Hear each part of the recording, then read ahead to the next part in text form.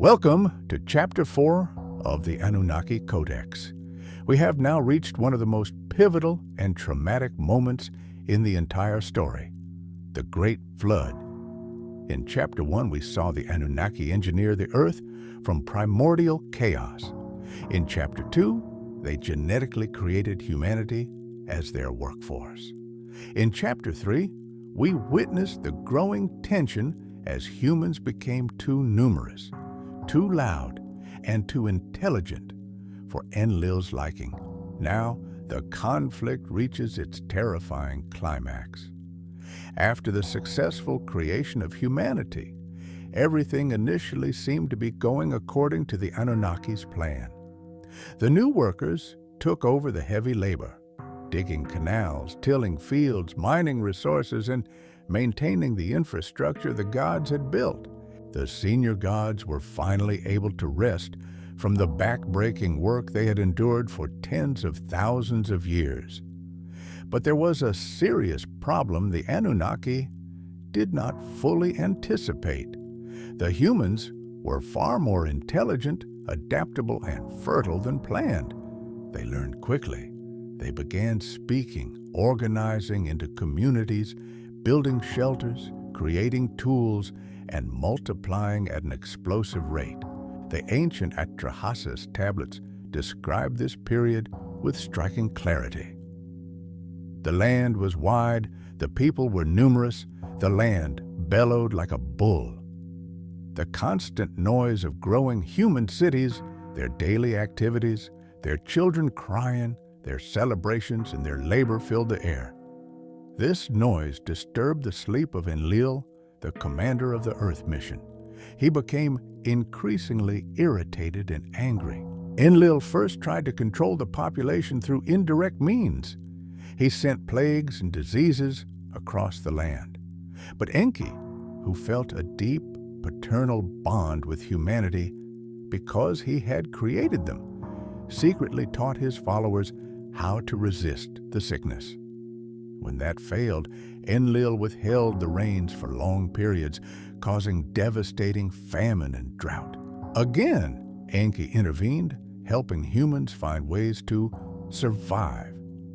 This back-and-forth struggle created deep division and tension within the Anunnaki Council.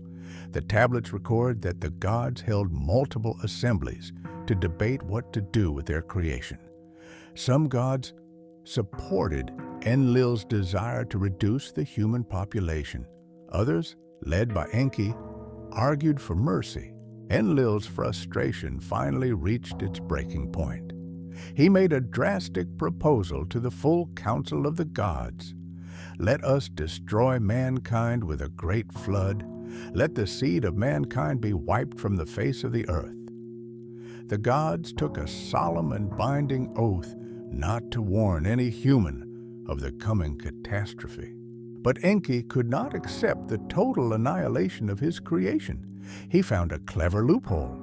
Instead of speaking directly to Atrahasis, he went to the reed wall of Atrahasis's house and spoke loudly enough for the sleeping man to hear.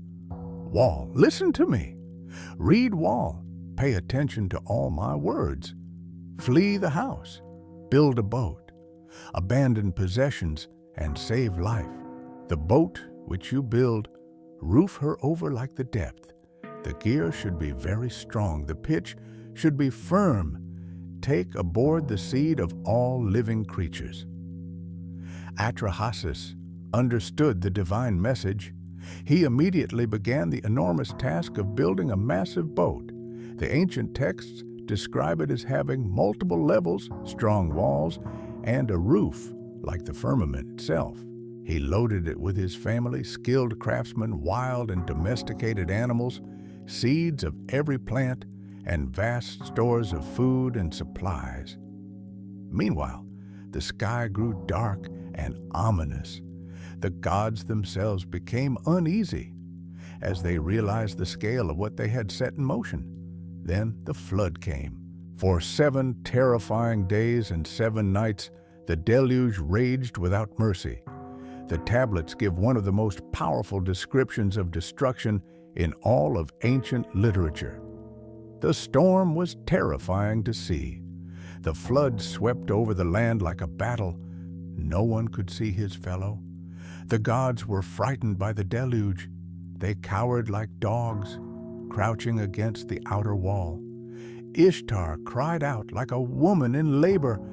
The Anunnaki, the great gods, wept with her. Even the gods who had voted for the flood were horrified by the scale of the destruction. The waters rose so high they covered the mountains. All of humanity, except those safe on the boat, was wiped out. After 7 days, the storm finally began to subside. Utu, the sun god, appeared and light returned to the devastated world. Atrahasis opened a window in the boat.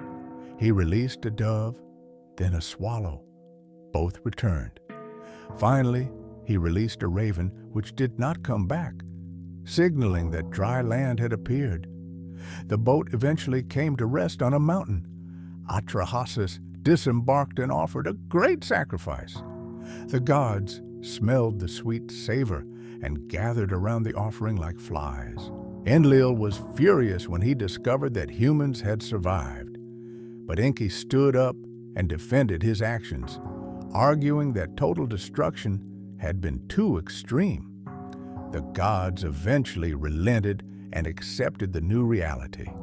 They granted Atrahasis and his wife eternal life and settled them in the paradise land of Dilmun, but they also imposed new restrictions to prevent humanity from growing out of control again, including higher rates of infant mortality, barren women, and classes of celibate priestesses.